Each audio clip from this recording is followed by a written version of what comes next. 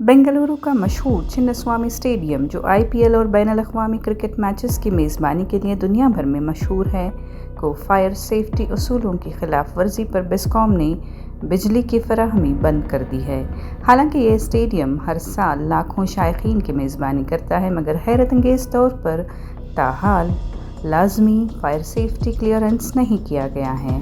इस संगीन गफलत पर Karnataka fire and emergency services के डायरेक्टर जनरल ने बाज़ाब्ता सिफारिश की कि Karnataka state cricket association KSCA की बिजली काट दी जाए।